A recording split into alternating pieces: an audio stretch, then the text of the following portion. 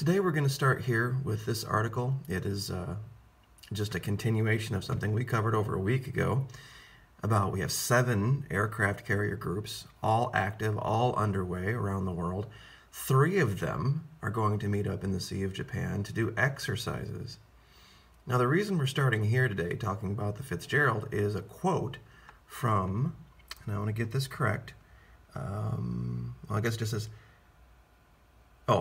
U.S. Pacific Fleet Commander Admiral Scott Swift. It is a rare opportunity to train with 2 aircraft carriers together, and even rarer to be able to train with 3. Multiple carrier strike force operations are very complex, and this exercise in the Western Pacific is a strong testament to the U.S. Pacific Fleet's unique ability and ironclad commitment to the continued security and stability of the region. Is not sailing your ship into another ship complex?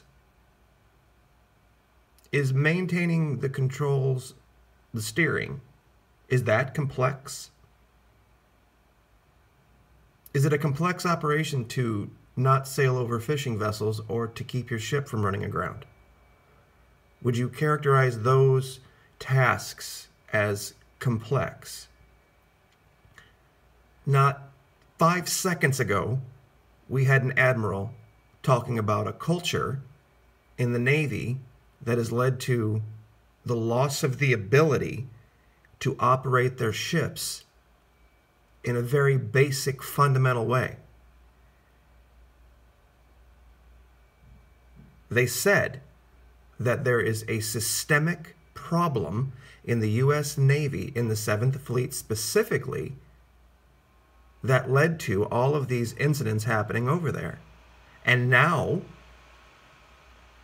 as a result of, or in response to, they're going to take 3 entire aircraft carrier groups, merge them together, and in their words, not mine, multiple carrier strike force operations are very complex. Given what you just told us about the U.S. Navy 7th Fleet and their issues, is this a good idea? Seriously, is this an idea? Is this something that you think this force is capable of doing safely and effectively based on your own assessment of their abilities? So, I think we can see here clearly the problem. But we actually figured something out with the help of USNN for America. He has been great coming here and going over things and delving into this, and he's coming to basically the same conclusion that the channel did a long time ago, that when you look at all this stuff closely and you do the detailed work like he has done now, and he's like, there's absolutely no way this happened the way they said it happened. It's just not possible. It's not even in the realm of possibility that any of this is true. And we're going to show this today. We're going to start here. Now, remember the story. We're going to go to the report. Get this right. Here's a picture, and this will give us reference. And we're going to go to this 125 mark. Now remember, this is 5 minutes before the collision. The officer of the deck noticed Crystal rapidly getting closer and considered a turn to 240T.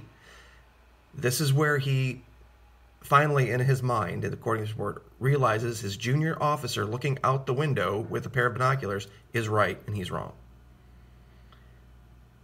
The officer of the deck ordered course to the right to course 240 true, but rescinded the order within a minute. Instead, the officer of the deck ordered an increase to full speed and a rapid turn to port.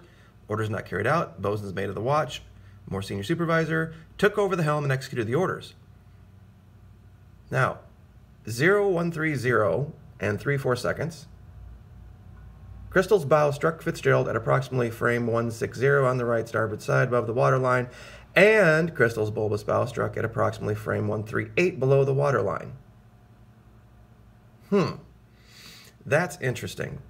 The fact that they have now assigned this 0130 and 34 seconds time means that they have some type of an electronics record of when this happened. They didn't say at approximately 130. They said at 0130 and 34 seconds.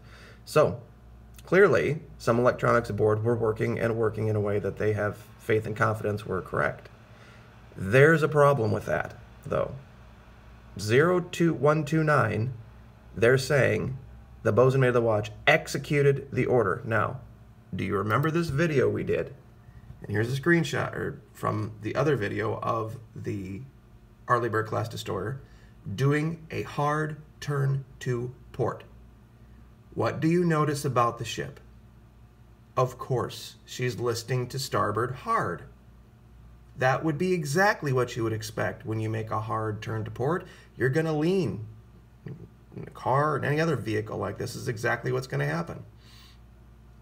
It means it takes the edge, the upper edge, and leans it out over where it would normally be. Sorry about that. I did not mean to do that, but I think that shows clearly the issue that we're going to try to demonstrate here. And clearly I don't know what I'm doing here, but it shows the lean, and you can go watch this for yourself, and it shows how hard this thing would have been leaning. Now, let's look at the ACX crystal. Now, this is right after the accident, and you can see that she's clearly dumping ballast and coming up higher in the water. But you can also see the bulbous bow, that this is not 30 feet below the water line. You can see the impact point here, that she hit almost right on the stem. And it's also alleged that this ship, and well, we can see it in the track, that this ship did a hard turn to its starboard. So it's turning to starboard, and the other ship's turning to port, and they collide. That bulbous bow would have been nowhere near the keel of the Fitz. If you can do that in your mind's eye, and I have another picture brought up here, and I want to... Okay, this is what we noticed from the very beginning. We see this dent right here. Okay, so that should correspond to that part of the stem that hit. But the damage is back here. So the upper part must have hit before the stem did. If she was coming at her and making a turn, and they were both turning away, this damage is very strange. You would think the dent would be back here and moving this direction up that way, because this is clearly point of impact down here, this dent. You can see it clear here, that this is pristine. Absolutely not a scratch between this upper damage and this lower damage. But when we go back to, and here's a great way to look at this, the offset distance between where the bulbous bow would be and the damage way over here. This is, I should have looked this up before I did the video, but the width here, a lot of people have said that, well, that explains the offset in the damage, why the damage below the water is so far forward of the damage above the water line. This makes no sense. Well, that's what we thought made sense when we thought the two ships were running parallel to each other. And the crystal made the turn to port that the Fitz didn't realize happened, and they just bumped into each other. I thought, well, that's not what the Navy's saying. They were nose to nose. This ship was coming in an entirely different angle, according to the Navy report. So this damage no longer lines up with the story. If this ship was turning to starboard and this ship was turning to port, there's no way that bulbous bow gets anywhere near that keel, 30 feet down.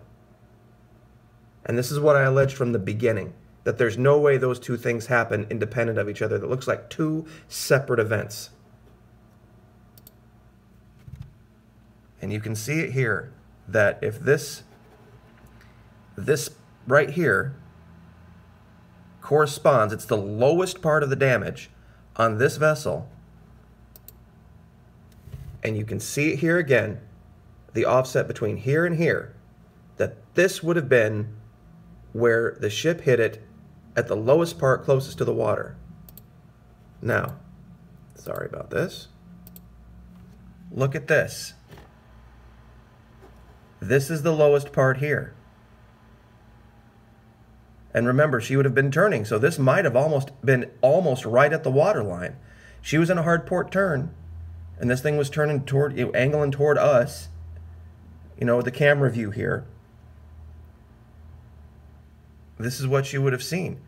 And the keel, necessarily, would have been pushed away from the direction of travel of the crystal. Also, they're saying the crystal was turning, and well, I shouldn't say they're saying, we see on the track that the ACX crystal did a turn to starboard. So she was turning to starboard. That means she would have been pushing her bulbous bow away from the keel of the Fitz, and the Fitz would have been pushing its keel away from that bulbous bow, and that stem hits here. There's no way. There's absolutely no way, especially, and they're saying the turn was executed at 0129 and the collision occurred at 013034 seconds. And we saw in this video with this thing how fast this thing can do a 180. So either the times they're reporting are wrong, or the entire story stinks. And with everything else, the non-disclosure agreements, the confusion of the Navy, the two times being reported simultaneously, independent of each other at 0215, folks. Once again, but they're counting on no one in the populace of the United States of America having the time or the effort or the desire to look into this and just taking what the news is telling them to be the truth. And I really, it's a horrible thing. It really is. Because this isn't just about replacing metal or replacing electronics. You can't replace people's sons and daughters. You cannot do it. And if there's something going on out there, we need to know about it. We need to know about it. We need the Navy to tell us they know about it. And they need to, because I don't care what anybody says, there are public servants. People go to work every day. They pay taxes. That money goes to make sure, a good chunk of that money goes to make sure that we have the finest military in the world. And by finest, I mean most honest, well-prepared, ready to deal with issues military out there. We don't have to have 8 billion tanks or 5,000 missiles. We need to have the best, most honest men and women of the highest level of integrity. That's the most important part of our military. And when they do stuff like this and they treat us like we're stupid and we don't know, we can't do basic research and understand that when it walks like a duck and it quacks like a duck, you can't tell us it's a goose. So once again, thank you, USN for America. I really appreciate your assistance in this. I'm very blessed to have some of the most intelligent, experienced men and women from the Navy coming here and supporting the efforts of this channel to get justice for these sailors. So like, share, subscribe. Thank you so much. We'll see you next time.